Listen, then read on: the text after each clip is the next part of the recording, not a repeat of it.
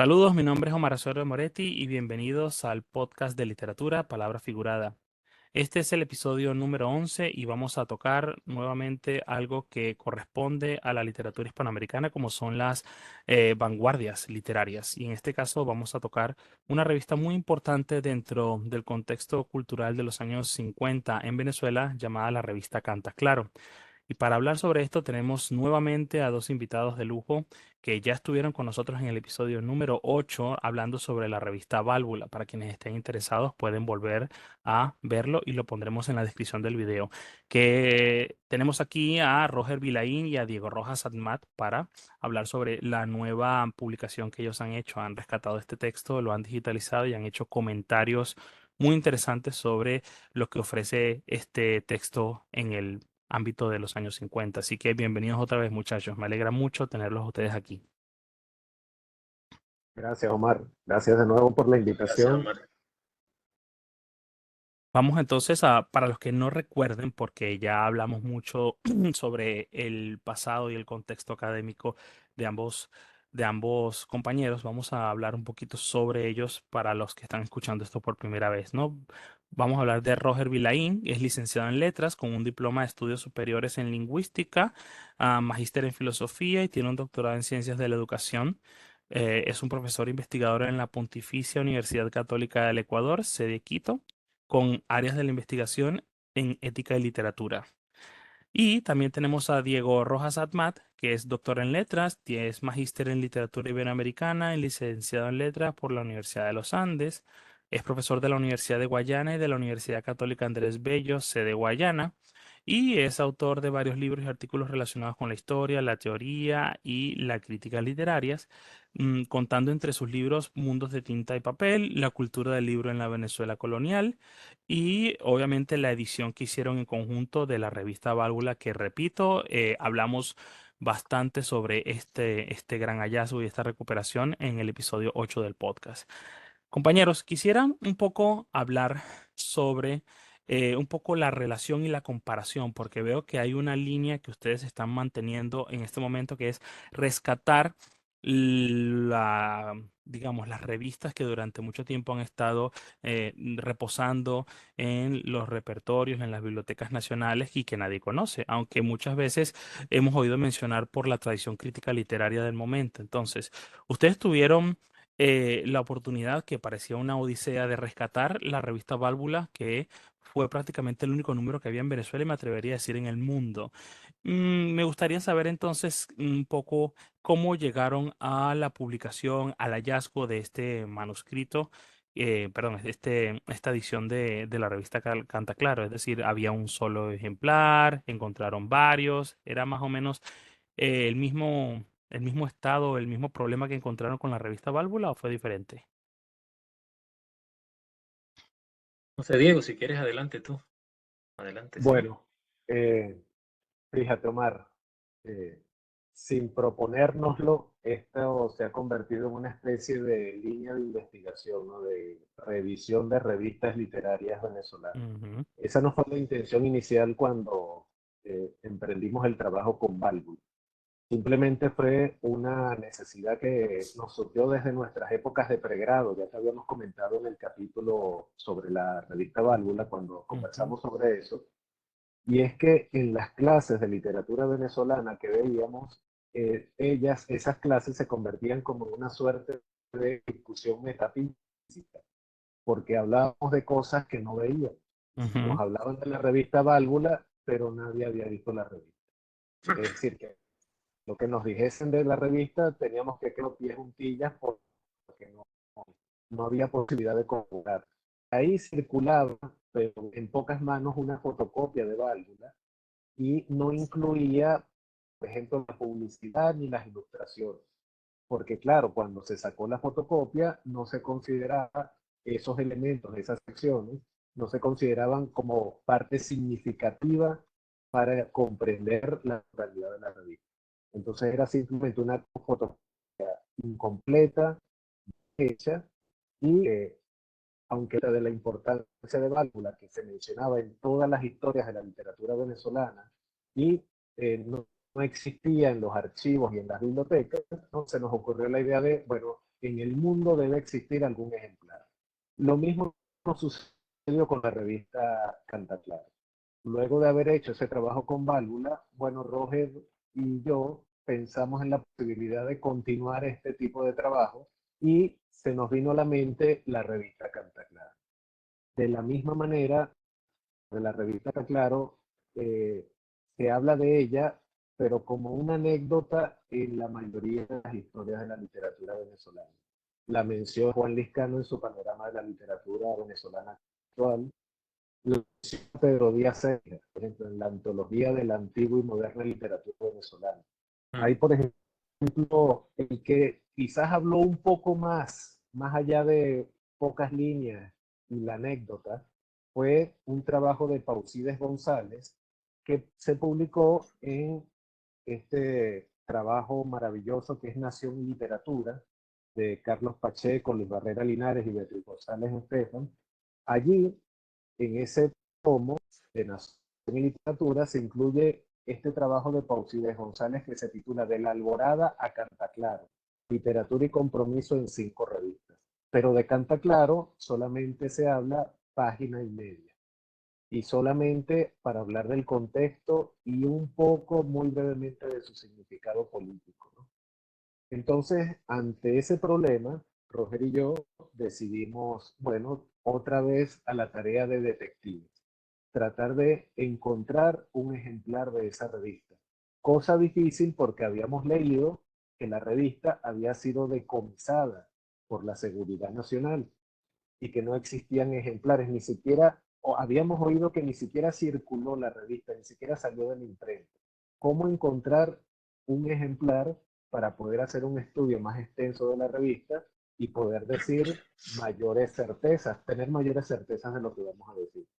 El trabajo fue difícil, pero no imposible, porque llegamos a encontrar que la revista Cantaclaro fue reeditada, se hizo una edición facsímil por un periódico de Maturín.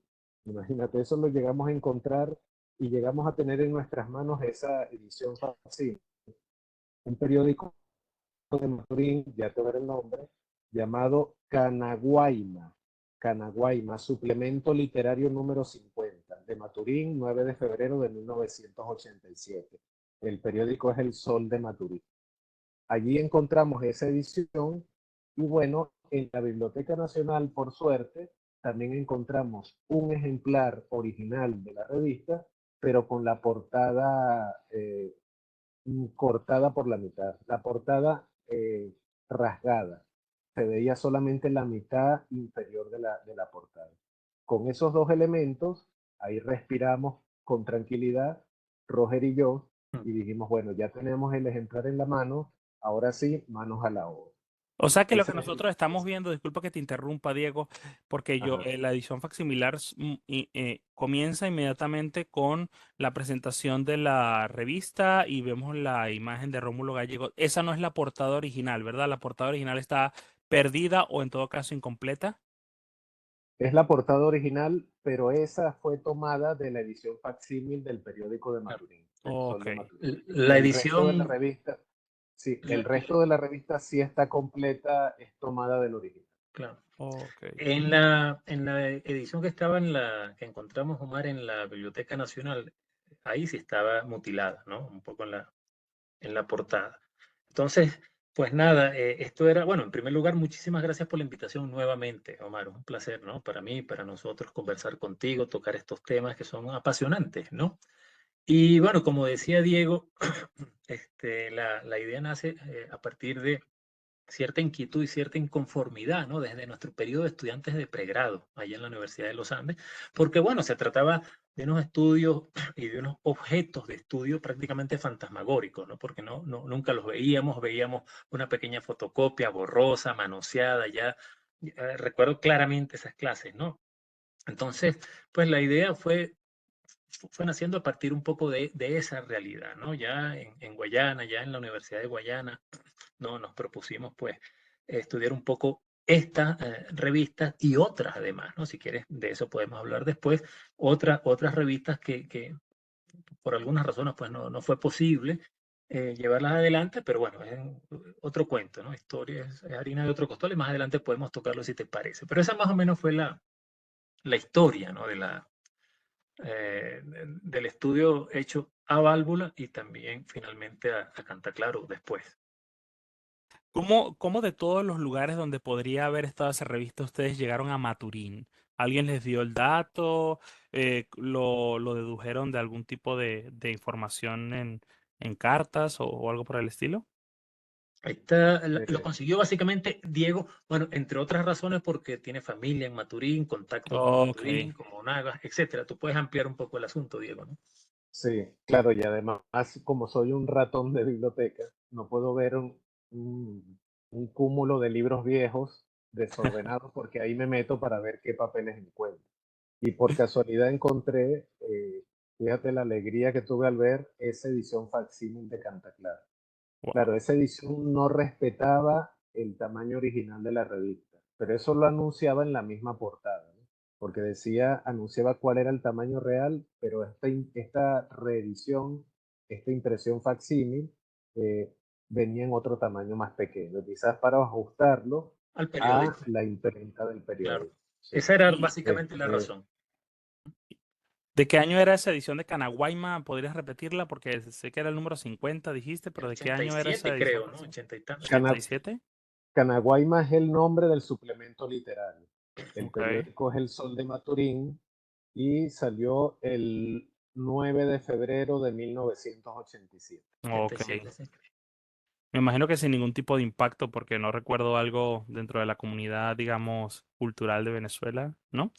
Y además viniendo del interior, una época donde las comunicaciones no estaban tan difundidas como hoy en día, ¿no? Podía ser una cuestión muy menor, ¿no? Sí, claro, y precisamente estas iniciativas del interior, como tú dices, de conservar el archivo de la cultura venezolana, es lo que permite que, bueno, ¿cuánto? 30, 40 años después, Roger y yo podamos encontrar nuevamente la revista y ampliar la información o los saberes sobre esta publicación, ¿no? Pero Fíjate fíjate tú, entonces, Omar, fíjate tú que el impacto fue muy poco, el de esta publicación, pero sin embargo fue un hecho importante, ¿no? Se estaba de alguna manera reproduciendo otra vez Claro. la revista, pero con ese impacto tan poco, tan bajo, tan apenas perceptible, porque quizás tampoco había, digamos, un mayor comentario, un mayor acercamiento, un mayor estudio con rigor, etcétera, de la revista como tal. Entonces, claro, pasó por debajo de la mesa, pasa desapercibido, pero la publicación de por sí era un hecho ya sumamente importante. Creo que era un hecho importantísimo porque además, fíjate que está muy deteriorada la original de la Biblioteca Nacional, mutilada en su portada, en fin, ¿no? O sea que más o menos el mismo estado en el que encontraron Cantaclaro estaba Válvula, o sea, muy similar. Creo que Válvula estaba peor. Válvula estaba que se deshacía en las manos, ¿no? Estaba Sí, absolutamente amarillento. perdida. Ya no debe existir la edición original. Supongo que ya se perdió, ya desapareció, se hizo polvo, porque realmente, literalmente, Omar se deshacía en las manos, se deshacía en las manos. Wow, increíble esto. En todo caso, hay más ejemplares por lo que me están diciendo de Cantaclaro, ¿no? Que hayan quedado, ¿no? En ese sentido, pues, fue más fácil el proceso de edición de la revista. Claro, sí, sí, con Válvula tuvimos que hacer una labor casi que clandestina también para escanearla, bueno, eso lo contamos en el episodio Sí, anterior, recordarás, ¿no? Sí, sí. Y bueno, obviamente después en el estudio ustedes explican cómo también hay testimonios de que la revista pudo sobrevivir a la censura de la dictadura militar, específicamente de la Seguridad Nacional que mencionó Diego, porque ahí está un testimonio de José Agustín Catalano, hablando sobre cómo la sacaron antes de notificarlas o antes de hacerlas más públicas, ¿no? Agarraron como unos 50 ejemplares. sí. Entonces esa decomisión fue parcial, ¿no? Entonces me imagino que habrá ejemplares afuera del país o algo por el estilo, o Fue, solamente en fue, los... fue parcial. Agustín Catalá era un editor avesado, ¿no? Estaba acostumbrado a este tipo de cosas, a este tipo de persecuciones, etcétera. Hizo lo que tenía que hacer ahí en el interrogatorio al que fue sometido, pero algunos miembros del grupo Cantaclaro, después de la publicación, después del decomiso, etcétera, pudieron rescatar algunas y circuló un poco en el exterior, muy poco, ¿no? Entre manos, algunas manos amigas, etcétera, ¿no? Pero debe haber alguna en el exterior, seguramente, Omar. No me extrañaría Sí, porque los miembros de Cantaclaro llevaron algunas, pudieron sacar algunas, ¿no? sí, Sí, sí. bueno, y Jesús Zambrano, uno de los miembros del comité editorial de la revista Canta Claro, años después, recordando un poco este episodio de la revista, él confirma que la revista se distribuyó fuera del país. Permíteme leerte este párrafo en donde se confirma eso. Él dice, Canta Claro, entre quienes la conocieron, obtuvo una grata aceptación. Tuve ocasión de leer favorables comentarios en revistas y periódicos continentales. Parte de los ejemplares que no fueron decomisados salieron clandestinamente al extranjero. ¿Sí? Es decir, sí, la revista tuvo presencia fuera de Venezuela. Y algunos ejemplares eh, lograron circular clandestinamente en pocas manos en esa época de la dictadura perejimenista y de la Junta Militar. ok, entonces técnicamente tendríamos un ejemplar confirmado en la Biblioteca Nacional y una edición facsimilar en Maturín. Hasta ahora serían las fuentes primarias que han sobrevivido a todo este Ah, proceso que estamos mencionando, ¿no? Quizá encontremos más, pero de momento no es lo único que ustedes han logrado hallar. Que ya es bastante. en los archivos del Sol de Maturín debe estar esa edición, seguramente, y no me extrañaría de que en algún lugar, en alguna biblioteca, etcétera, afuera, en el exterior, fuera de Venezuela, estuviese también. No tengo idea, ¿no? de si eso existe o no, pero seguramente debe estar en alguna biblioteca afuera, porque circuló pequeñamente, pero circuló en el extranjero. Claro. Me gustaría un poco ya después de estudiar o hablar sobre el proceso de hallazgo del manuscrito de la revista y de más o menos el destino que ha tenido a nivel continental, un poco hablemos sobre los integrantes de esta revista, ¿no? No sé si podrían mencionarnos un poco sobre, bueno, quiénes serían estas personas, porque muchos de ellos realmente, incluso dentro de la historia literaria venezolana, han quedado como muy rezagados, son como nombres aparentemente pequeños, salvo salvo excepciones, ¿no? Entonces, sí pueden hablar un poco porque en su momento estos eran, digamos, grandes nombres y eran nombres que sonaban, ¿no? Plumas que Sí. estaban constantemente en la palestra, incluso política. Pero Este, fíjate que eran grandes nombres, etcétera, pero muchos de ellos siguieron siendo grandes nombres, siguieron trabajando, siguieron escribiendo, etcétera. En aquel momento, digamos, el grupo editorial está conformado por muchachos, ¿no? Era gente muy joven, 17, 18 años, hasta 25 años, ese es más o menos el rango etario, ¿no? Sin embargo, pues ahí aparecía gente como, bueno, Jesús Zambrano, que mencionaba Diego hace un momento, pero sí, fíjate, Jesús Sanós Hernández, por ejemplo, ¿no? claro, Que siguió marcando pauta en el periodismo venezolano, en la poesía venezolana, etcétera. Francisco Pérez Perdomo, este, Guillermo Sucre, José Francisco Sucre, ¿no? Todos estos pertenecían al grupo Cantar Claro y formaron parte de la revista, escribieron para la revista, Manuel Trujillo, Raúl Ramírez, Rafael Osuna, ¿ya? Rafael José Muñoz, por ejemplo. Bien, entonces, claro, hay unos nombres que cayeron en el olvido, pero hay otros que se mantienen aún hoy vigentes, ¿no? Tú hablas de Guillermo Sucre y sabes quién es, o Gonzalo Hernández, sabes quién es, Julio Groscor incluso también sabes quién es, en fin, ¿no? claro. Pero eran unos jóvenes intelectuales, muy jóvenes en aquella época, ¿no? Eran unos El muchachos, el más mayor joven, tenía 25 años. el más joven fue Guillermo Sucre, era Guillermo Sucre, que creo que en este momento tendría 16 o 17 años. Creo que sí, Wow. 17 años, básicamente, Sí. sí, 17 El, años. el de mayor edad creo que era precisamente Jesús Zambrano y tendría como 27, 26, 27 años. Que estaba incluso en la dirección de la revista, ¿no? Estaba como entre Sí. las cabezas principales por eso también, ¿no? Sí, ujú. Es decir, que Y esta es una generación si podemos utilizar el término, que nace a finales de los 20, Ujú, principios de la década de los 30. Es decir, están saliendo del gomecismo ujú. poco y entonces Claro, están formados en esas bondades de lo que se conoce como la eh, llegada al siglo XX venezolano, ¿no? ah, Que usualmente se repite que el siglo XX en Venezuela comienza con la muerte de Gómez en el 35. sí. Entonces, Piconzala lo ese decía grupo, justamente. Piconzal. es ese Bueno, grupo, y son inspirados, son inspiradores, beben, abrevan un poco en la generación del 28, de los ideales de la generación del 28, etcétera, ¿no? De ahí se alimentan un poco intelectualmente, ¿no? Fíjate que el comité de dirección de la revista estaba formado por Miguel García Macles, Jesús Zambrano y José Francisco Sucre Figarela, ¿no? ¿Esos Eran eran los líderes o había como una cabeza principal al frente de todos ellos? no, los mayores de alguna manera conformaban una especie de punta de lanza, ¿no? Pero Claro. Sucre Figarela, los dos Sucre Figarela, Jesús Sano Hernández, ¿no? Francisco Pérez, todos estos de alguna manera arreaban, ¿no? O por ser quizás los más formados en ese momento intelectualmente, quizás, ¿no? Sí, bueno, suelen ser los mayores los que de alguna manera impulsan y los jóvenes pues se cuelan ahí, se pliegan a lo que dicen los que más experimentados, ¿no? Es algo como muy común.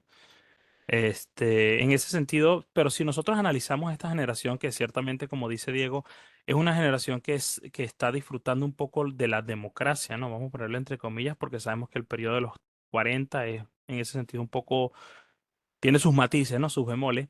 También vamos a notar que es una generación muy de izquierdas y en ese caso hablar de izquierdas es prácticamente hablar de abiertamente comunista, ¿no?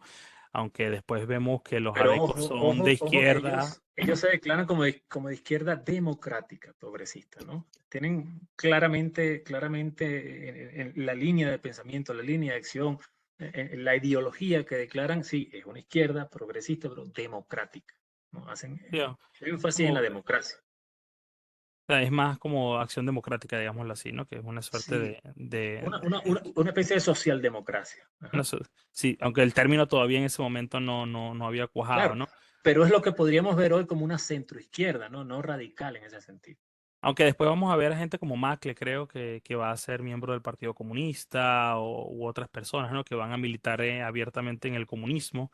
No Sí, sé en pero qué eso, periodo, momento militan, ¿no? pero eso un poco más adelante, Omar, cuando se radicaliza un poco la izquierda, cuando se da la lucha armada, etcétera, ya cerca de los años 60, entrando a los años 60, que es bastante después. Recuerda que Cantaclaro es del 50. Sí, sí. En ese caso, entonces eso explicaría por qué todas estas izquierdas que después eran irreconciliables están armonizándose en este momento, ¿no? Porque son de alguna manera una izquierda más Sí. suave, más de centro izquierda, ¿no? A Sí, diferencia de lo que vamos a ver en los menos 60. radicalizada, ¿no? La radicalización viene un poco después, la Revolución Cubana, etcétera, todo lo que vino en lo que conocemos ya en los años 60, ¿no? Pero bueno, en el este mismo, momento se declaran de izquierda, pero se declaran demócratas además, una izquierda democrática, y eso lo enfatizan y lo dejan muy en claro. el mismo Jesús Zambrano era miembro del Partido Comunista. Y en las memorias, este pequeño testimonio que hace sobre la revista Canta Claro, él dice que desde un comienzo participaban por igual los miembros del Partido Comunista y los de Acción Democrática en la Ujú, elaboración de esta revista. Pero que el mismo Zambrano dice que durante el gobierno de Rómulo Gallegos, Acción Democrática tuvo una actitud anticomunista. Lo dice quizás como para agradar al gobierno de los Estados Unidos en su campaña anticomunista. Sí, Y por eso Acción Democrática con Rómulo Gallegos estaba peleada o enemistada con el Partido Comunista. Pero ¿qué ocurre? Con el golpe de Estado a Gallegos, ahora tanto adecos como comunistas encuentran un enemigo común, que es Marcos Pérez Jiménez y la Junta Militar. Y entonces ahora se alían y en conjunto hacen este tipo de propuestas y van por la lucha por el derrocamiento de Pérez Jiménez. claro. Por eso es que ambos grupos participan en la elaboración de esta revista. Y luego, con el gobierno de Rómulo Betancourt, entonces vuelve otra vez la enemistad entre comunistas y Acción Democrática. Fíjate que Omar y Diego, en el manifiesto justamente dicen, ellos escriben en el manifiesto, en las primeras páginas de la revista, el grupo de la revista Canta Claro, estoy leyendo, participa de una orientación izquierdista democrática militante, ¿no? Palabras textuales, ¿ya? Y justamente, bueno, como decía Diego, después del golpe a Gallego, pues hay un punto de unión, un punto en común aquí, ¿no? Además, toman a Gallegos como, digamos, un gran referente, ¿no? Porque, bueno, las condiciones intelectuales, el ejercicio cívico, además de Gallegos, no solamente como escritor, como intelectual, sino como hombre público y como animal político en el sentido aristotélico, pues de alguna manera los unifica también, porque la noción de intelectual, la noción de ciudadano, ¿no? Que pretenden, que pretenden manifestar y que pretenden además legar, ¿no? Va por ahí, ¿no? Eso, el intelectual y el ciudadano tienen también un foco común, que es la sociedad, que es la realidad en la que se vive, en la que nos movemos y que hay que participar de ella, ¿no? Hay que participar de ella, hay que mojarse los pies en el ámbito político, ¿no? Tanto desde una perspectiva ciudadana como como desde una perspectiva intelectual. O sea, no conciben un intelectual, por ejemplo, en su torre de marfil, en una especie de burbuja, aislado, pululando por allí, sino haciendo lo que tienen que hacer desde una perspectiva artística, eh, mojándose los pies en el sentido político también, es decir, participando en la polis, ¿no? De ahí la idea de hombre político, ¿no? Que ellos defienden. Y lo dicen muy claramente en el manifiesto y lo eh, evidencian también, lo patentizan en algunos ensayos que aparecen ahí en la revista en ese número, ¿no? Sí, entonces lo que podríamos decir es que a pesar de que Gallegos pertenece a un partido ideológicamente adverso o distinto de lo que sería el sector comunista o estos sectores más, digamos, más radicales de la izquierda, lo que él significa como hombre ético, como intelectual, establece vasos comunicantes entre ambos partidos sin distinción. Ambos, tanto la izquierda radical como la izquierda moderada, ven en Gallegos como un modelo ético y ciudadano a seguir e implantar en Venezuela. Es un referente, se erige en un referente ético, político, intelectual, artístico, ¿no? El hombre cívico, ¿no?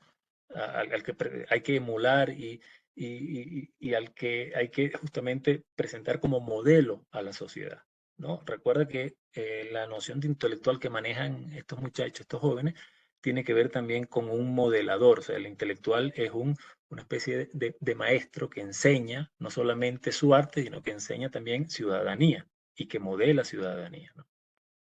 Y por esa razón, no hay que olvidar de dónde viene el nombre de la revista y por qué en la misma portada de la revista aparece en gran tamaño una fotografía de Rómulo Gallegos. La revista se llama Canta Claro porque toma el nombre de la novela de Gallegos, Canta Claro. Pero además, uno puede interpretar eso, darle el nombre a una revista con un título de una novela de Gallegos y además poner la fotografía de él en gran tamaño, que ocupa casi que toda la portada. Uno puede interpretar eso de varias maneras. Una de esas maneras, por ejemplo, es entender que la junta militar que gobierna en ese entonces, en 1950, dio el golpe de Estado a Gallegos. Gallegos es entonces la víctima y la ciudadanía, la civilidad victimizada por esta junta militar que entonces va a romper ese sueño del progreso social, económico y cultural. Ese puede ser en un sentido, es una afrenta, es como un insulto directo a esa junta militar. Sí. Uno lo puede también entender de otra manera. Es un poco como reafirmar eh, la esencia nacional, la cultura nacional, pero sin perder de vista lo universal, la cultura universal. Quizás un poco en juego con esa otra revista anterior a Canta Claro, que fue la revista Contrapunto, que quizás podemos ahondar un poco más en ella después.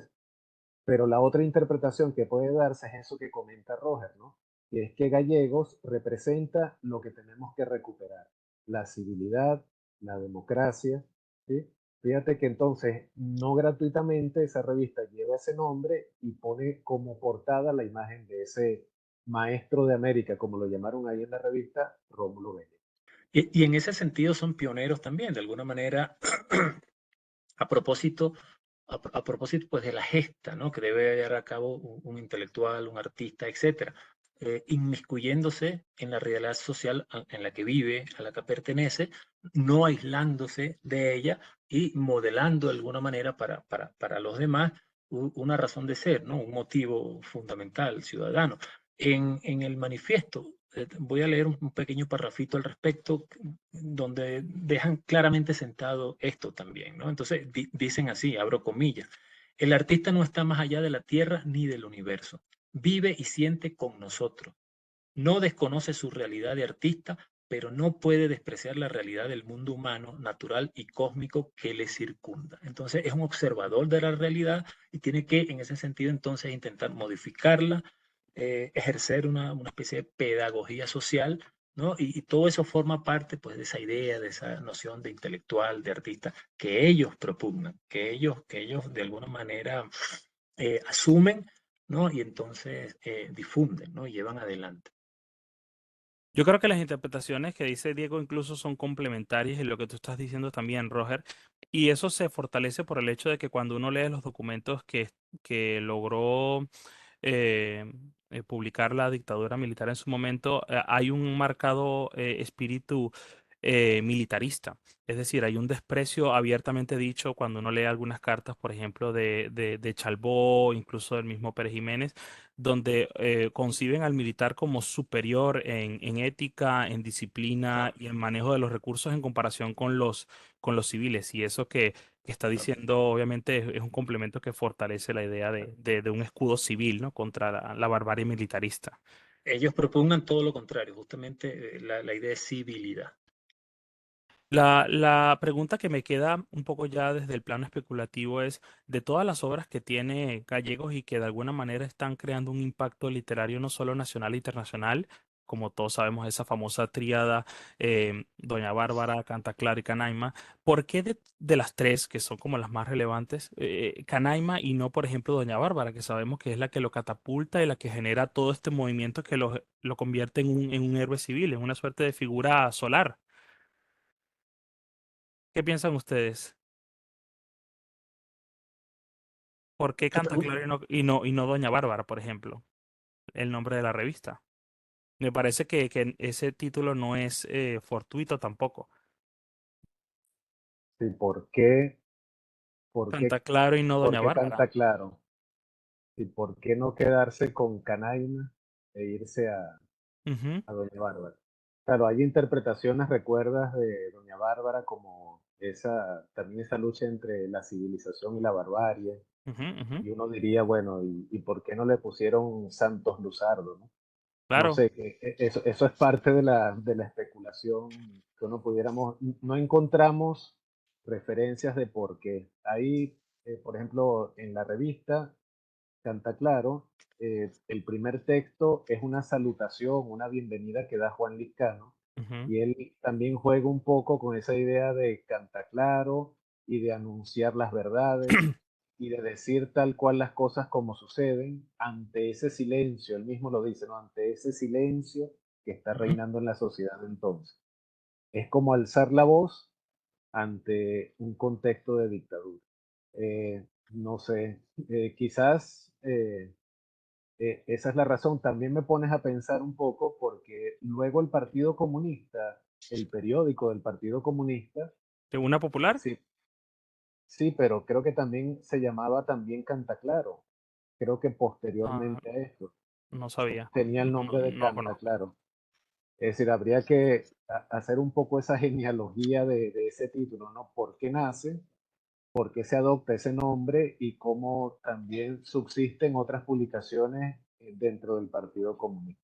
No llegamos hasta allá en esta investigación y formaría parte de la especulación, como tú dices. No, no sabría darte una respuesta certera. Puedo decir que quizás es un nombre llamativo, ¿no? Así como Juan Liscano juega con esa idea de no quedarse callado y de decir las cosas claramente, bueno, quizás nada mejor que ponerle a la revista ese nombre, ¿no? El nombre de Canta Clara. Un poco es la idea que da Liscano justamente allí en esa salutación. Liscano es invitado a participar, claro, Liscano era mayor, ¿no? Es invitado a participar en esa primera edición y lo invitan a que escriba una especie de, que dé algunas palabras a propósito de la revista, del grupo Canta Claro, y él hace una salutación. Y ahí, como dice Diego,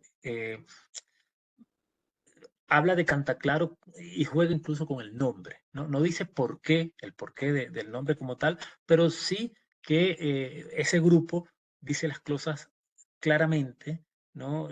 Observa la realidad, se inmiscuye, ¿no? En el mundo en que viven, en la Venezuela del momento, ¿no? Proponen cosas, denuncian cosas, ¿ya? Y lo dicen además claramente, dan el golpe sobre la mesa y en ese sentido y así termina Juan Liscano. En ese sentido, canta claro, es decir, dice las cosas como son, con valentía, con coraje, bien, después de observar la realidad y no solamente las dice, sino que propone. Entonces, un poco por ahí quizás, ¿no? Va el asunto. Lo cierto es que ellos nunca dicen por qué Canta Claro, ¿no? Sí, Simplemente es un homenaje a Gallegos, toman el nombre de una de sus obras, etcétera, y bueno, lo demás son especulaciones un poco, ¿no? Como sí. esa que abre la revista, ¿no? La del Liscano, y habla de que el grupo justamente pues habla claro, dice las cosas como son, etcétera, y bueno, canta claro justamente. Yo Así quisiera agregar termina, una porque ¿Ah? así termina ¿qué? así termina Liscano Ajá. su salutación. Dice, habéis dicho canta claro. Os contesto, cantad claro, cantad siempre claro. Eso le está diciendo él a los jóvenes de la revista, ¿no? Claro. Digan siempre la verdad, no se queden callados en este contexto de dictadura en el que están. Esa es quizás por eso la revista no salió. Pero siempre vamos a estar ahí en el plano de la especulación, etcétera, ¿no? Porque Claro.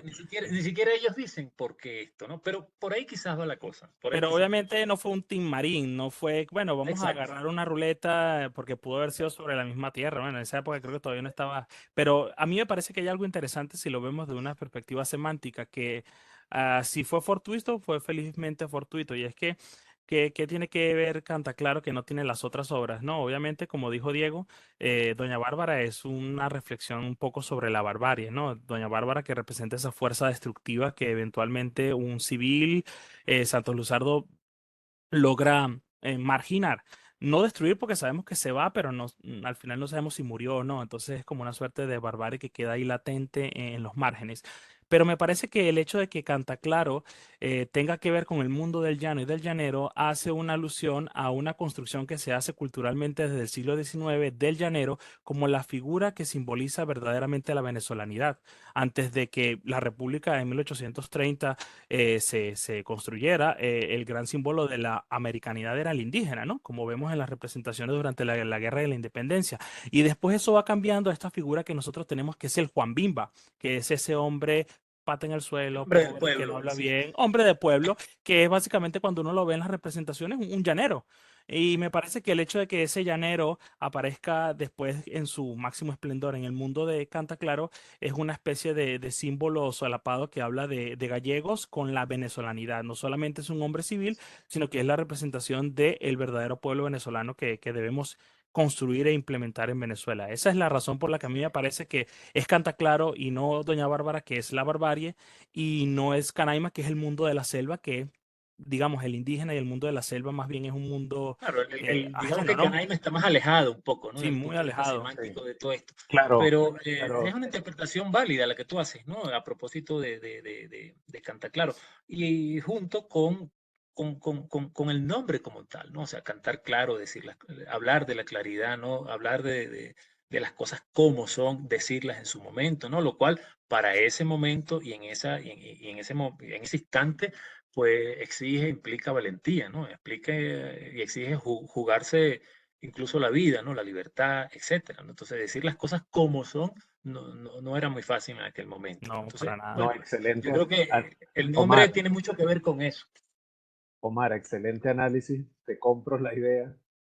Muy bien, Bueno, claro, pero habría que ajustar eh, esa filosofía política y moral que tienen los integrantes de la revista y que se expresa a través de sus páginas, que es que no es el llanero el que va a conducirnos a esa nueva situación, sino claro, que claro. es el maestro, no el llanero. Ujú. Es el maestro es el ciudadano, ¿sí? No el hombre del campo. El Quizás entonces ciudadano, sí, ciudadano. ahí se complica otra cosa, se complica tu interpretación Claro. y claro, no sé, no llegamos hasta ese punto, pero interesante el tema.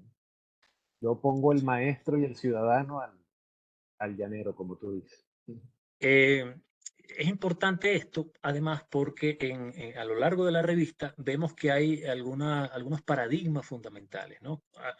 Con los cuales ellos trabajan, a los cuales se apegan y que pretenden justamente aclarar y difundir, que es, por ejemplo, en primer lugar, la noción de artista, de intelectual, etcétera, que ellos lo son, ¿no? Y así se sienten y así se dicen, ¿no? Pero también la idea de ciudadano, por ejemplo, la idea de político y política, bien, la idea de revolucionario, porque se llaman a sí mismos también revolucionarios, ¿no? Pero es una idea de revolucionario que tiene mucho más de Camus, por ejemplo, que de Sartre, ¿no? Es una idea que ellos ya en los años 50 manejan. O sea, el revolucionario, si quieres hablamos de esto después, etcétera, etcétera, el revolucionario es un ser que pretende cambiar las cosas, obviamente que desde la perspectiva intelectual, artística, pues pretende también dar un paso adelante y modificar ciertas cosas a través de la denuncia, a través del hacer propiamente,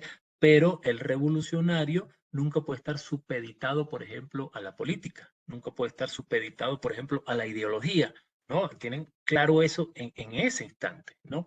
Entonces, son paradigmas que manejan, que se traslucen a través de la revista y que son muy interesantes, ¿no? Porque tienen una idea clara de lo que es ser intelectual y artista, tienen una idea clara de lo que es el ciudadano y cómo y su importancia en una sociedad como la Venezuela de la época, tienen una idea clara de lo político y la política, tienen una idea clara de lo que es ser revolucionario, por qué se llaman a sí mismos revolucionarios, etcétera, ¿no?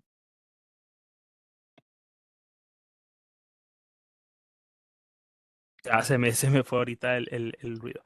Si nosotros miramos, por ejemplo, el índice de contenido, yo quisiera hacerles una pregunta. Voy a leer brevemente para que también los que no han escuchado o no han leído la revista entiendan qué es lo que entrega este número de Canta Claro, ¿no? Trae el manifiesto de los 3 puntos de Canta Claro. Hay un texto de Juan Liscano, que es el que leyó Roger, ¿no? Saludo al grupo Canta Claro. Luego hay unas copias, unas páginas escogidas del maestro de la copla errante, que es un fragmento de Canta Claro. Está un texto de Rafael José Muñoz, un poeta muy importante también, que es un ensayo, Rómulo Gallegos, sobre el meridiano de América. José Francisco Sucre Figarela tiene un ensayo también llamado Hacia la fijación de una teoría de nuestra evolución literaria, un texto que tiene una reminiscencia a Pico González muy interesante. Está Rafael Osunas, ¿no? Que también tiene un texto, Una ciudad muerta como símbolo en Manuel Felipe Rugeles. Esto sería un ensayo literario. Raúl Ramírez, que tiene un cuento llamado Cuatro imágenes como cuatro vueltas de un torniquete. Luego tenemos a Manuel Trujillo con El sueño en el exilio, que creo que es un cuento, si mal no recuerdo. Es un Después cuento, sí. tenemos poemas de Miguel García Macle. Después tenemos un ensayo de Julio S. Grosskors, Lo político como valor imprescindible. Después tenemos Jesús R. Zambrano, El humanismo, génesis de la ideología capitalista, un ensayo de abierto talante marxista. Francisco Pérez Perdomo, que también tiene un ensayo, otro aspecto de la actividad literaria de Martí. Jesús Anoja Hernández, La aventura socrática, un ensayo más filosófico. Guillermo Zucker Figarela, Soledad invertebrada, que si mal no recuerdo creo que es un poema. No recuerdo eso. Después tenemos Al margen de la polémica, una suerte de notas de Jesús Sanoja Hernández y Miguel García Márquez, una suerte de mini ensayos o aforismos, como lo quieran ver, y notas de Al margen de los libros, ¿no? Yo lo que quería preguntarles a ustedes es, conociendo el contenido de esta revista, ¿qué podrían decir que hay que sea abiertamente censurable desde el punto de vista de la dictadura? ¿Ustedes ven que haya algo por lo que la dictadura querría censurar esta revista a nivel de contenido? ¿O creen que las circunstancias o las razones fueron de otro orden? Porque si uno lo ve así desde afuera, pareciera una revista cultural más de las que hemos tenido, no sé, pienso en cultura universitaria, ¿no? Que más o menos tocaba cosas así, filosofía, literatura, poemas, cuentos. Me gustaría un poco escuchar su opinión. Si consideran Bueno, que el contenido traía algo peligroso o complicado a nivel ideológico. pareciera, Omar, que la revista pues se decanta por el ensayo literario, por la poesía, por la narrativa, etcétera, y hasta ahí. Eso es, realmente no es así, ¿no? Entonces sería un espejismo afirmar eso, ¿no? Ahí hay, por ejemplo, fíjate, el ensayo de Julio Grusco, que tú mencionabas ahora en el índice, ¿no? Se llama Lo político como valor imprescindible, ¿no? ¿Qué dice Julio Grusco, por ejemplo, en ese ensayo, ¿no? Es un ensayo donde plantea en líneas generales la idea de que existen políticos reaccionarios, por ejemplo, Ujú, ¿no? Cuya política consiste en apartar de la política a los demás, ¿bien? Para el fácil logro de sus bastardos intereses, así dice, ¿no? Entonces, ¿qué dice allí, no? Y esa es la tónica y el talante de todo el ensayo, ¿no? ¿Qué está diciendo Julio Brusco ahí que no le gustaría a la dictadura? Bueno, que políticos somos todos, ¿bien?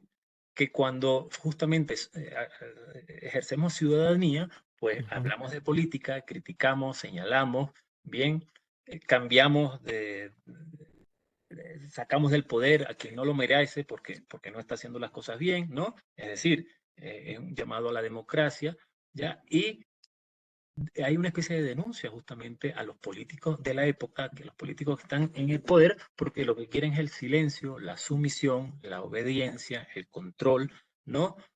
Apartar de la política a los demás, así dice Julio Grupo, ¿no? Apartar de la política a los demás. Recuerda que para ellos la noción de política es una noción que nos cubre a todos ciudadanos, es decir, políticos somos todos. Aquella abrevan de alguna manera, beben, ¿no? De los planteamientos de Aristóteles cuando habla del animal político. Todos somos políticos porque nos debemos a la polis, ¿no? Y nos debemos a la polis, en la realidad que nos circunda, porque debemos tomar parte en ella, ¿bien? Tenemos que de alguna manera estudiar lo que ocurre, bien, darnos cuenta de lo que ocurre, tomar cartas en el asunto a propósito de lo que ocurre, bueno, y señalar, decir, contradecir, etcétera, ¿no? Eso es lo que tiene que hacer un ciudadano para ellos, ¿no? Entonces, justamente es lo que pretenden frenar quienes están en el poder. Entonces, todo este ensayo, por ejemplo, de Julio Brusco gira en torno a esa idea, ¿no? Y con ideas muy fuertes, ¿no? Con señalamientos muy fuertes. Por ejemplo, Manuel Trujillo. Manuel Trujillo tiene un sueño que se llama El sueño en el exilio, ¿no? Y es un cuento justamente muy hermoso, donde también hay una crítica velada hasta cierto punto, pero punzante ujú, a la dictadura. Hay un momento en que en ese cuento Manuel Trujillo dice, está enfermo, hay alguien que está enfermo, etcétera, entonces está en una habitación, en un cuarto, allí pasando la enfermedad, y dice, esta habitación es la cárcel que nos libra de la otra, la exterior, ujú. es decir, la realidad venezolana del momento, una especie de Eh, cárcel allí, ¿no? Entonces hay una denuncia eh, más o menos explícita en ese sentido. Rafael José Muñoz, por ejemplo, ¿no? En el ensayo que dice, que lleva por título Rómulo Gallegos sobre el meridiano de América, ¿no? Es una clara alabanza y una exaltación de los valores cívicos de Gallegos. De alguna manera empalma con lo que dice Julio Brusco anteriormente, ¿no? La condición del político, del ciudadano, etcétera, que está en clara contraposición con lo que lleva adelante y lo que pretende la dictadura. Entonces, fíjate que hay todo un entramado allí de denuncia, de inconformidad, bien, de ejercicio de la ciudadanía tal y como ellos la conciben, ¿no? Es decir, el grupo Cantaclaro no se queda en las ideas, sino que las lleva adelante y arriesga el pellejo en ese sentido. Claro, no vamos a encontrar aquí en esta revista Canta Claro un panfleto, palabras altisonantes, la denuncia directa. No, es precisamente hacer literatura, hacer arte, pero como lo pretendía Camus, un verdadero arte que no estuviese sujeto a la ideología política, sino que demostrara por sí mismo lo que puede lograr el arte. Es decir, esta revista Canta Claro es como es un mapa de lo que podemos llegar a hacer. Es lo que están diciendo estos jóvenes.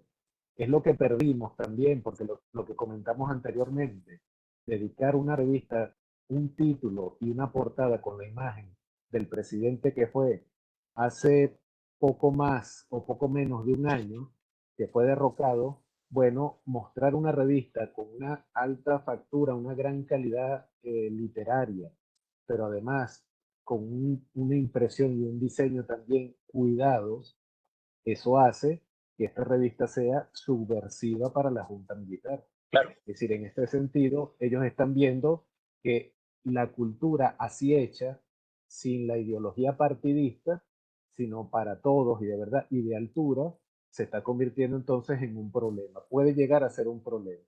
Pero claro, ahí se involucran otras cosas como que, bueno, son miembros de Acción Democrática, partido que ha sido Legalizado. prohibido y ilegalizado, y además el Partido Comunista. Es decir, que no le podemos permitir la voz a dos partidos que fueron ilegalizados. Pero más allá de eso, te repito, está esa idea de la cultura y del arte como un camino para mostrarnos el mapa de lo que podemos llegar a ser, ¿no? Sin ese panfleto, sin la denuncia directa. Y fíjense fíjate, también, Omar, que para darte un ejemplo directo, ¿no? En ese ensayo de Julio Brusco, ¿no? Del que hablaba hace un momento, que se llama Lo político como valor imprescindible, él dice lo siguiente, ¿no? Leo rápidamente también. Creemos nosotros que dentro del moderno concepto de las democracias populares, y en esto no hay redundancia, sino reafirmación y énfasis, es esencial que todo hombre sea un ciudadano, que todo hombre tenga una actividad política, por mínima que sea. Y continúa diciendo, esa especie de Robinson Crusoe viviendo dentro de la propia comunidad política es un fantasma, un ente ficticio, un algo inexistente, solo concebible en la mente de los políticos reaccionarios cuya política consiste precisamente en apartar de la política a los demás para el fácil logro de sus bastardos intereses, ¿no? Entonces ahí justamente hay una denuncia, hay un señalamiento bastante claro, ¿no? A propósito de la realidad política, la realidad social del momento, la Venezuela del momento. Claro, todo esto crea un entramado de razones por las cuales pues, la dictadura no iba a permitir que circulara, ¿no? Esta edición, que circulara la revista. Por eso la decomisan inmediatamente. y claro, y hay otras cosas mucho más sutiles como el hecho de que esté reflexionándose sobre Martí, lo cual no solo le da un carácter internacional, sino que es una figura que también fue un exiliado, ¿no? Y una Claro, persona que claro. luchó en contra bueno, de la monarquía y todo este carácter antiimperialista que se le ha dado después en el siglo XX con mucha fuerza. Y bueno, el texto de Jesús Zambrano abiertamente con una retórica marxista, ¿no? Y donde se critica la burguesía, en donde incluso este concepto del humanismo que debería ser un valor, más bien se le da un carácter negativo, ¿no? Como una suerte de ideología dominante, ¿no? Creo que esos elementos también están allí y hacen que el texto pueda ser incómodo en el plano ideológico, a pesar de lo que nosotros estamos viendo. Sí, Ah, ya va, entonces, tomando en consideración esto, me llama la atención si estudiamos ya parte del contenido, ¿no? Porque sabemos que la influencia o el impacto de Cantaclaro en el momento histórico fue muy limitado. Sin embargo, si se estudia esa producción en el tiempo histórico como evidencias de lo que ha sido la escritura y el pensamiento en Venezuela, pues pareciera tener un impacto muy importante, una relevancia muy notoria. Sin embargo, ustedes habrán notado que la crítica literaria ve o concibe esta revista como un proyecto de vanguardia artística, ¿no? Sobre todo eso es lo que queda en textos como los que ha mencionado Diego, ¿no? Especialmente pienso en el texto de Liscano, que lo tomaba y lo expresaba como un texto de vanguardia. Pero nosotros estamos viendo que muchos de estos textos, muchos de estos ensayos, muchas de estas ideas que dicen los escritores, parecieran ser más bien, no voy a decir conservadoras, pero sí pertenecer a una tradición dentro de Venezuela que no es propiamente vanguardista. Es decir, muchos de los que estos autores dicen sobre el ser nacional, sobre el intelectual como un guía de pueblos, sobre cómo establecer una armonía entre lo americano, lo autóctonamente americano y lo universal, lo encontramos desde Bello, ¿no? Con esa visión de Europa vieja y América nueva, y lo vemos después en textos como La Alborada, ¿no? Los vemos en textos como la Revista Nacional de Cultura, que quieren incorporar lo universal, pero fortaleciendo lo nacional, ¿no? Y nadie diría que La Alborada ni la Revista Nacional de Cultura o Cultura Universitaria manifiestan estéticas de vanguardia, ¿no? Más bien muchas de estas cosas me recuerdan lo que sería, que es más o menos en este periodo lo que se conoce como el mundo novismo, en mucho sentido, ¿no? Entonces, lo que quería preguntarles a ustedes es, ¿dónde podríamos ver elementos más bien vanguardistas? Porque ustedes estudiaron válvula y nosotros vemos que la diferencia entre válvula y cantaclaro es 180 grados, ¿no? La válvula es un poco más agresiva, es mucho más combativa contra cierto orden estético. En cambio, aquí no vemos de pronto eso en el plano ideológico. Entonces, ¿dónde podríamos ver lo vanguardista en estos textos según ustedes?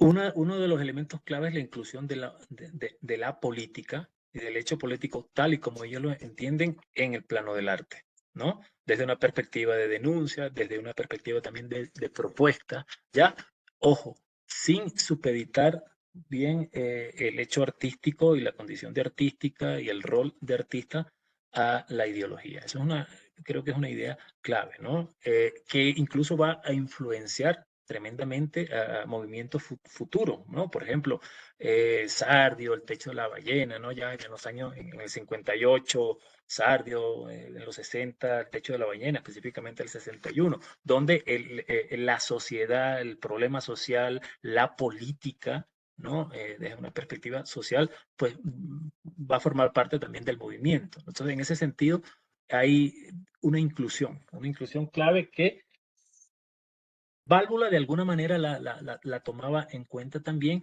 pero en este caso creo yo que se incrementa de una manera importante, ¿no? Lo político, la denuncia social, eh, no solamente la denuncia como tal, sino una propuesta a propósito de qué conciben ellos como hecho político, etcétera, donde, como decíamos hace un rato, pues está presente el ciudadano, ¿no? La idea de ciudadanía. Entonces, todo esto forma parte también de una propuesta artística, de una propuesta estética de alguna manera, ¿no? No son hechos separados. Sí, hay otros elementos puntuales, formales, si se pudieran decir que uno diría que esta revista pertenece a la vanguardia venezolana. Por ejemplo, hay elementos en ese cuento de Raúl Ramírez que se titula Cuatro imágenes como cuatro vueltas de un torniquete. Ujú, O por ejemplo, esa presencia de un manifiesto que agrupa a jóvenes y que tienen esa conciencia de juventud frente a generaciones anteriores, como por ujú, ejemplo en el texto de Miguel García Macle que se titula El drama de los viejos. Hay muchos ujú, elementos que uno pudiera pensar que sí, que esta revista es de vanguardia, pero el asunto es que quizás debemos complejizar aún más ese término de vanguardia, ¿no? Cuando hablamos de vanguardia, yo siempre recuerdo un artículo esclarecedor de Javier Lazarte, seguramente conoces Omar y Roger, un texto que pertenece al libro Juego y Nación. Claro. El texto se titula, aquí lo tengo en las manos, se titula Historia de Vanguardia. Es un texto maravilloso porque ahí él nos habla precisamente de esos cambios que ha tenido la concepción de la vanguardia frente a la crítica literaria. Desde un comienzo, la vanguardia se ha visto como simplemente algo que es novedoso frente a algo antiguo, la tradición o la ruptura frente a la tradición, ¿sí? Pero llega un personaje conocido por todos nosotros, estupendo, como Ángel Rama, y no le cuadra el asunto de ese término vista la vanguardia desde esa perspectiva, porque entiende que dentro de la vanguardia también hay variaciones. Por ejemplo, se puede encontrar una vanguardia que mantiene los temas regionales, como eso que mencionaste como el mundo novismo. Pero hay otra vanguardia, por ejemplo, que se apega a la novedad tecnológica o a la experimentación formal en la escritura, que es la corriente que viene directamente de Europa. Entonces Ángel Rama habla de una doble vanguardia. Ahí se va complejizando más el asunto, pero no solo queda ahí. porque después vienen otros críticos como Nelson Osorio que dicen, pero es que yo encuentro muchas más variaciones de estos dos términos, mucho más allá de si la vanguardia va entre el mundonovismo y la experimentación. Y llega al punto de plantearse, no sé si es una propuesta de Javier Lasarte, no menciona el origen, supongo entonces que es una propuesta de él, en donde él habla de tres pares de conceptos, en donde uno puede, en función de ir eligiendo un elemento de cada uno de esos tres, tres conjuntos, uno puede tener una vanguardia distinta. Entonces él habla, por ejemplo, ¿cuáles son esos tres pares de conceptos de vanguardia? Él habla, por ejemplo, de el primer par es tradición-ruptura, el otro par es cosmopolitismo, americanismo, nacionalismo. Y el otro par es eh, artepurismo y compromiso.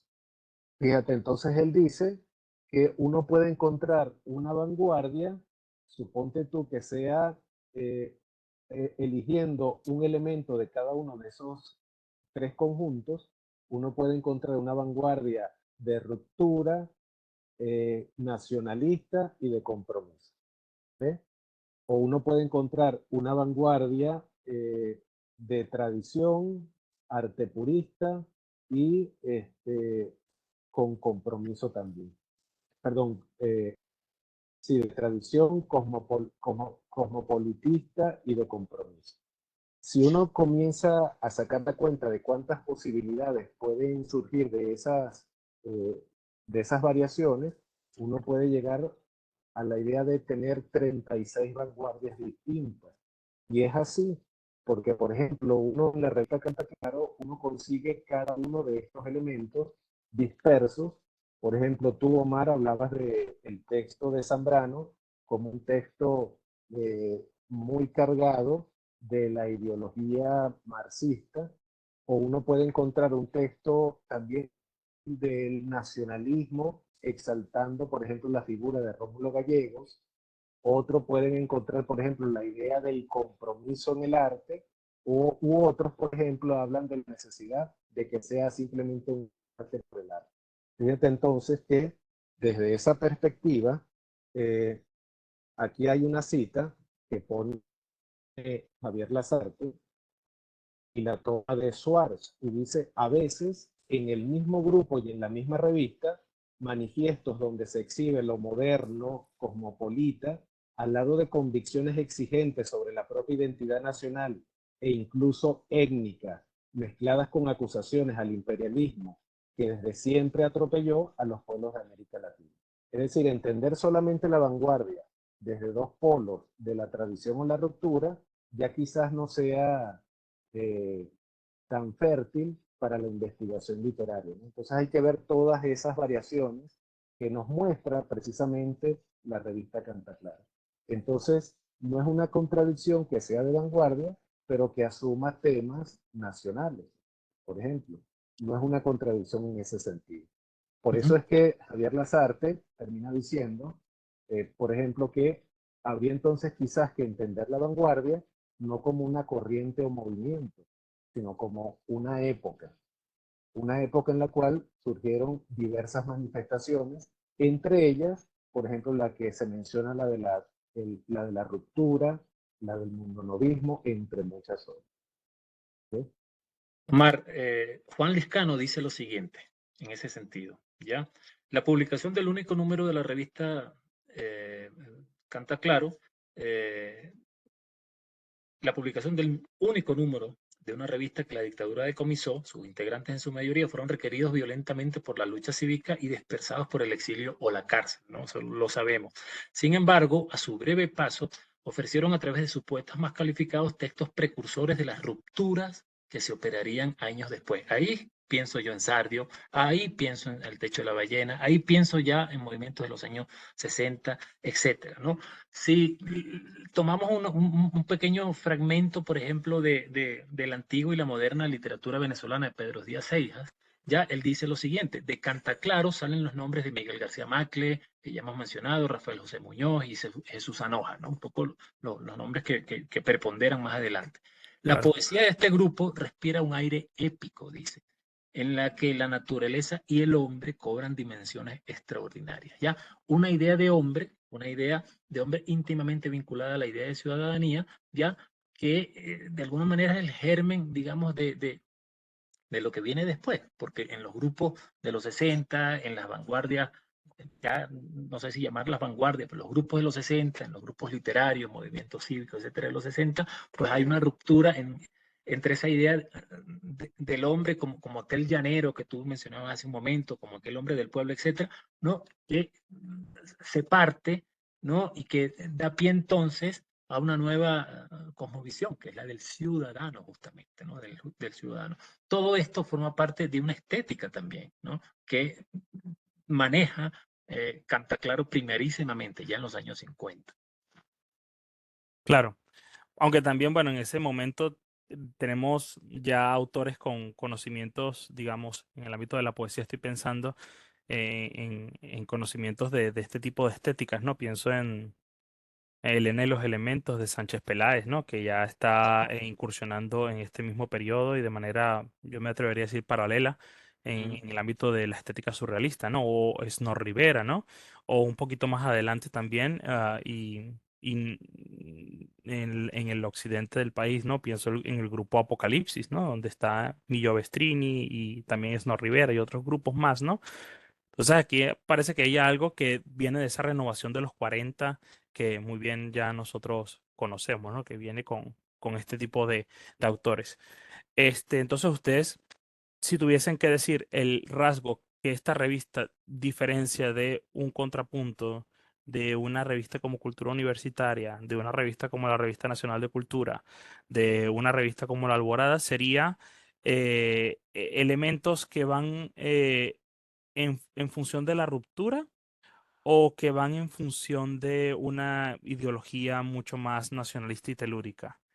Porque yo veo Ambas muchas, cosas, ambas ambas cosas. cosas, ambas cosas. Está la presencia justamente de la tierra, de lo telúrico, etcétera, ¿no? Hay un nacionalismo en ese sentido, pero es también está lo otro, ¿no? Está lo otro, está eh, la ruptura con esa idea, ¿no? Del hombre llano, del hombre del pueblo, del Juan Bimba que tú hacías mención hace un momento, por por una propuesta diferente, ¿no? Que otra vez la revisión del hecho político, de la condición política, del ciudadano como tal, etcétera, ¿no? Y todo esto formando parte de una estética particular también, ¿no? Que influye en movimientos posteriores. O sea, esto no lo veríamos, por ejemplo, en La Alborada, que tendría solamente un carácter nacionalista en función de formar y de mostrar a la gente, pero no tendría, por ejemplo, eh, un carácter disruptivo a nivel formal. ¿Podría ser esa una diferencia en este caso? Podría ser una diferencia. Por ejemplo, con el caso de Contrapunto, que vemos autores con una marcada vocación, digámoslo así, cosmopolita en sus estéticas, lo que lo diferenciaría, ¿qué podría ser? Eh, claro, hay varias diferencias, así como mencionó Roger anteriormente, ¿no? Está la diferencia en que está claro, ponen énfasis en lo nacional sin descuidar lo universal. Eso lo dice en su propio manifiesto. Pero además, yo creo que lo que caracteriza a Cantaclaro es esa reflexión y propuesta política. Creo que no lo había visto con esa calidad en revistas anteriores. No se me viene a la mente ninguna con este tipo repito, de reflexión y propuesta política, de ciudadanía. No lo había visto en ese sentido. Y además utilizando el arte como instrumento para eso. Eh, no sé si Roger opina lo mismo, pero yo creo que ese es el gran valor que tiene Cantaclaro. Fíjate lo siguiente, ¿no? También tomado del manifiesto. El arte debe ser una traducción del hombre y su drama humano, dicen. No hay cabida en nosotros para el arte que abstrae los valores universales de la humanidad para dar paso a formalismos y liviandades o a limitaciones de sistemas de cualquier índole. ¿no? Ahí hay también una alusión, velada si tú quieres, a la realidad de la Venezuela del momento, ¿ya? Ujú. Pero que es una realidad que tiene que ser atacada, que tiene que ser considerada, tomada en cuenta por el artista. ¿Por qué? Porque el arte debe ser, como ellos dicen, una traducción del hombre y su drama humano, ¿ya? Desde una perspectiva intelectual, desde una perspectiva artística, el drama humano tiene que estar allí presente, no supeditado ideológicamente, ¿ya? Pero tiene que existir, tiene que darse, tiene que estar ahí, en, digamos, en la línea camusiana, ¿no? Del asunto, más que sartreana, por ejemplo. Claro.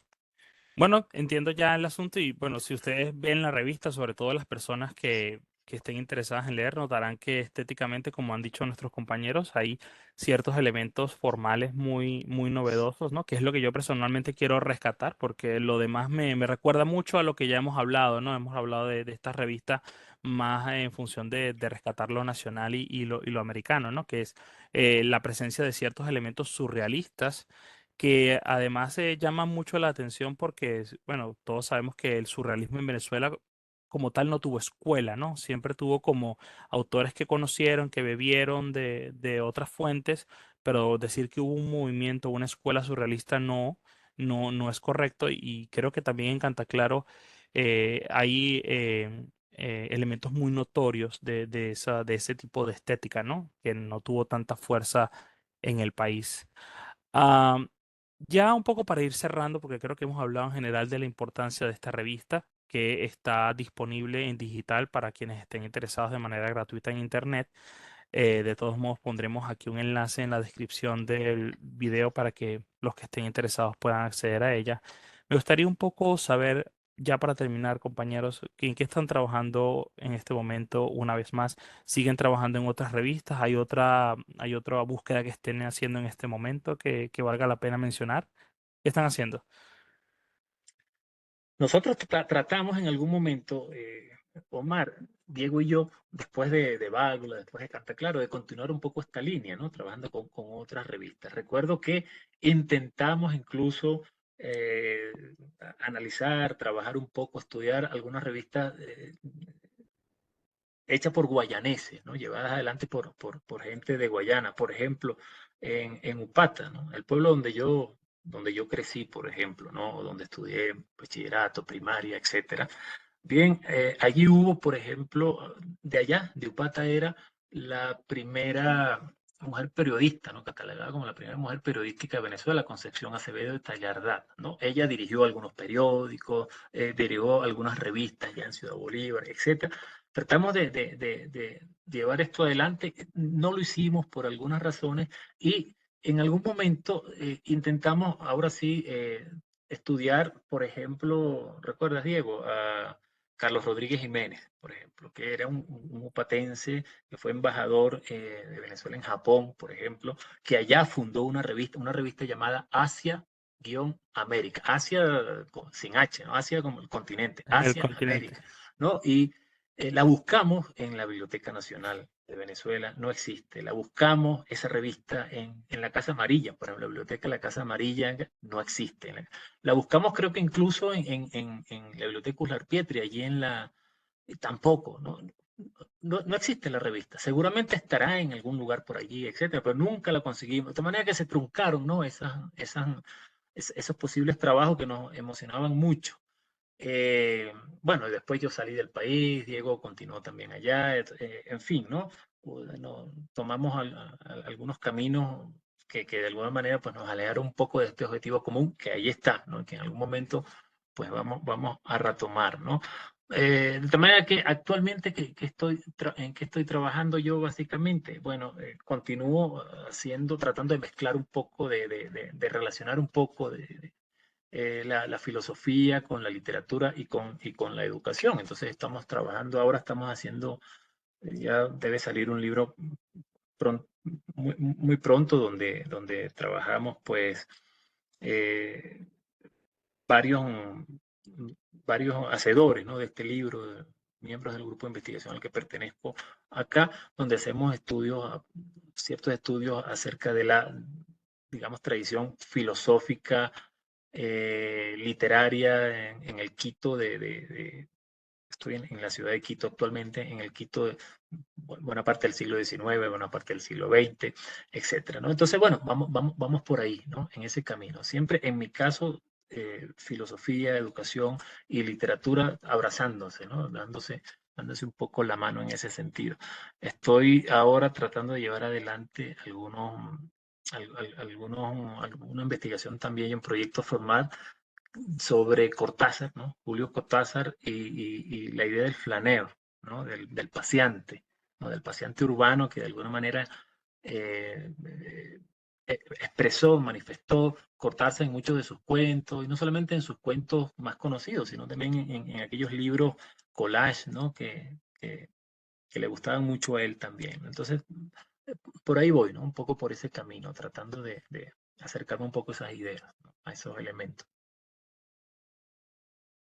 Omar, te había comentado al comienzo que esta idea de estudiar revistas no nació con conciencia de que fuese un proyecto, una línea de investigación, sino que a la tercera revista que estuvimos investigamos, nos dimos cuenta de que, bueno, esto parece ser una línea que nunca inscribimos en ningún lugar, ¿no? No presentamos el proyecto. Simplemente es como una actividad de investigación que cada vez que nos topamos con una revista interesante y que merece la pena ser rescatada, bueno, nos ¿Recuerdas, mojamos en el Diego? asunto. Disculpa que te interrumpa. ¿Recuerdas, Diego, que una vez hicimos una lista larguísima, ¿no? De Sí, revistas, etcétera, ¿no? Si esa sí. lista, si hubiésemos continuado con eso, no iríamos ni por la mitad todavía, pero una lista larga, ¿no? De revistas que eran un proyecto muy bonito, ¿no? Que hicimos sobre un papel, una servilleta, ¿no? Algo así. Ahí Sí, sí, teníamos una lista enorme. Sí. sí. Estos días, por ejemplo, encontré, no recuerdo el nombre de la revista, una revista que se hizo en Ciudad Bolívar a finales de la década de los 80, dirigida por Abraham Salum Vitar. Salieron 3 números, Claro, encontré los sí. ejemplares. Claro, pero también uno debe pensar el significado de esa revista para la investigación, ¿no? Es importante preservarla, pero ¿qué tanto investigar y generar conocimiento sobre la revista? Y quizás, eh, eh, por ejemplo, se nos ocurrió también, ya que Roger está fuera del país, bueno, intentar buscar de esas revistas que algunos embajadores o cónsules venezolanos que vivían en ese país, bueno, generaban como un proyecto cultural en donde se involucraban los dos países. Entonces, quizás tratar de hacer investigaciones de este tipo y rastrear ese tipo de revistas, ¿no? Para ampliar un poco también el interés de la investigación y de los otros críticos para la lectura, ¿no? En eso estamos. Pero lo que sí debo decirte antes de que termine esto es que no nació nunca como un proyecto de investigación, pero lo que sí nació fue eh, una colección, una colección de revisión de revistas culturales o literarias venezolanas. Y digo que este proyecto nació porque esta revista, esta reedición facsímil de la cual estamos hablando, de la revista Canta Claro, fue publicada gracias al Instituto de Investigaciones Literarias Gonzalo Picón Febres de la ULA, a través de su directora, la directora de la colección, que es la profesora Laura Uzcategui. Ella, claro, al ver que ya existía aquel primer libro sobre la revista Válvula y ella tenía conocimiento de este segundo trabajo posterior sobre la revista Canta Claro, bueno, entonces se le ocurrió la idea de crear esta colección que ya tiene 2 números, que otros investigadores pueden aportar a esa colección con otras investigaciones sobre otras revistas y que bueno, Roger y yo seguiremos alimentando en la medida de nuestras posibilidades. Eso quería comentarte al respecto. Y en cuanto a la pregunta de qué estoy haciendo, bueno, te digo que no sé si te comenté en el video anterior que estaba culminando un trabajo sobre medicamentos indígenas de Jerónimo Pompa. Ujú. Ese trabajo va a salir publicado en la revista de este año, la revista Contexto de la ULA Táchira, en donde hago una revisión de ese libro que se considera uno de los libros más vendidos de la historia venezolana, entre otros libros, ¿no? Como el Manual de Carreño, como, ¿cuál otro? Mi cocina de Scanoni, Ya. entre otros. Bueno, medicamentos indígenas Jerónimo Pompa es uno de esos long sellers, de esos libros de venta prolongada, pero que muy poco hemos estudiado.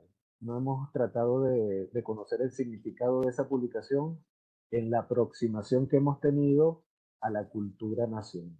¿Sí? Entonces, bueno, van esas ideas que van a ser publicadas en esa revista. Y ahora estoy en dos proyectos. Uno es en la creación de un diccionario de literatura del Estado Bolívar, pero hecho con inteligencia artificial, Oh, wow. con, con el apoyo de estudiantes de Ingeniería Informática de la Universidad Católica Andrés Bello, sede Guayana. Ya vimos y hicimos la prueba de los primeros prototipos y funcionan maravillosamente bien hasta el punto de que yo, que no soy de esa área, pero he conocido, por ejemplo, el mundo de las humanidades digitales, he visto cómo, por ejemplo, el mismo sistema genera la entrada completa del autor, sin necesidad de que nadie la redacte previamente, con información cierta, porque este sistema va a trabajar con la información que solamente la alimentemos nosotros, y genera la misma información, y va a utilizar imágenes, audio, eh, va a poder verse las imágenes, perdón, va a poder revisarse las obras literarias en PDF de la mayoría de los autores que se mencionan ahí. Voces de los propios autores leyendo fragmentos de sus obras. Pero es un proyecto largo y yo creo, por el ritmo que llevamos, que este año va a estar en línea. Y por Wow, bueno. último, el proyecto en el que estoy ahora mismo, ahora, es en mi trabajo de ascenso para profesor titular y estoy haciendo una investigación sobre la novela de ciencia ficción durante el perejilismo. Estoy tratando de ver esas relaciones entre este tipo de obras que imaginan sociedades utópicas, muchas de ellas de sociedades perfectas con otros tipos de organización política, cultural, económica. Bueno, ¿cómo funcionan esas ideas de la utopía en contextos de poca libertad, en contextos de dictadura? Eh, Ahí, según la investigación que hice, hay dos novelas de ciencia ficción publicadas durante el perejimenismo. Entonces, como te dije, la idea es ver cómo dialogan esas dos novelas con el proyecto del nuevo ideal nacional del perejimenismo. Entonces, en eso ando, ya estoy en la recta final y pronto, este mismo mes, ya tendré el borrador. Bueno, un año muy productivo para ti, Diego. ¿Y cuándo sale Sí. finalmente el artículo en la ULA de de medicinas indígenas? ¿Ese número cuándo sale? Me dijeron que a finales de febrero, principios de marzo. Es decir, que Oh, o ya sea, deben que ya estar lo montando. enviaste, ya están en proceso de edición. Sí, sí, fue aprobado el año pasado. Ujú. Oh, excelente. Y bueno, el material de la inteligencia artificial vale la pena hablar sobre eso después, ¿no? Sí, Ojalá eso incluso pueda escalarse y llegue a un ámbito ya más de literatura nacional y no en el ámbito regional, ¿no? sí, No, sí, no claro. sé si lo escogiste por asunto de que es más fácil para ti acceder al material o porque el material es menor en producción en comparación bueno, con lo Sí. nacional, ¿no? Bueno, en la primera revisión del corpus hay como alrededor de 300 entradas de Bueno, autores que es manejable, que es totalmente. manejable. Sí, Pero igual es un bueno, trabajón, pero sí, es sí, manejable. Sí, y sí, desde el siglo, me imagino que desde los orígenes hasta el siglo XX, XXI, ¿no? sí, sí, así mismo. Sí. Esa es la intención. No, excelente. Esto ya tenemos tema de qué hablar eventualmente en los próximos episodios con ustedes, compañeros.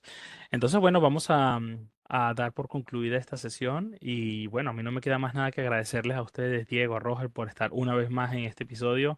Me imagino, para ir terminando, que otros investigadores, si están haciendo algo con revistas, si quieren como publicarlo en la ULA, son bienvenidos de hablar con ustedes y con los coordinadores que están haciendo esa colección, ¿cierto? Sí, Sí, la sí, idea es que pudieran alimentar esa colección que, como decía Diego, nació justamente con un poco azarosamente, ¿no?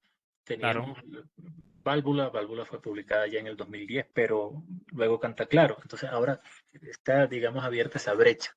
¿Se podría Oh, seguir alimentando con otros investigadores del país? Por supuesto que sí, ¿no? bueno. Específicamente con la Universidad de los Andes, con el Instituto de Investigaciones Literarias, y es Laura Categui todavía la directora, Diego, ¿verdad? Del instituto. Sí, entonces creo esa que línea está sí. abierta allí, esa línea de publicación además, tremendamente rica, ¿no? Bueno, también podemos poner, si no hay problema, la información en la sección de comentarios para los investigadores que estén interesados en hacer una contribución con una revista que hayan visto de ese periodo, ¿no? Hay Claro. muchísimas, como ustedes sabrán. Entonces, cualquier cosa la ponemos ahí para que se comuniquen con ustedes también. Sí, la idea Ujú. es que aparezca la revista y que aparezca, por supuesto, el El estudio estudio al introductorio, respecto, ¿no? Sí, el estudio al claro, respecto. La revista como objeto de estudio, ¿no? sí, totalmente. Bueno, nada, yo de verdad muy agradecido de tenerlos con ustedes. Espero, Dios mediante, que podamos tener otros nuevos episodios sobre lo que están haciendo. Y si es una revista adicional, pues bienvenida sea para el bien de la literatura en general, ¿no? Un abrazo para ti, Omar, un abrazo, Diego, gracias por la invitación nuevamente, un abrazo para todos y pues siempre a la orden, ¿no? Gracias, Omar. Siempre a la orden. Roger, por aquí también. Y bueno, ya saben, seguimos leyendo y escribiendo. Así es.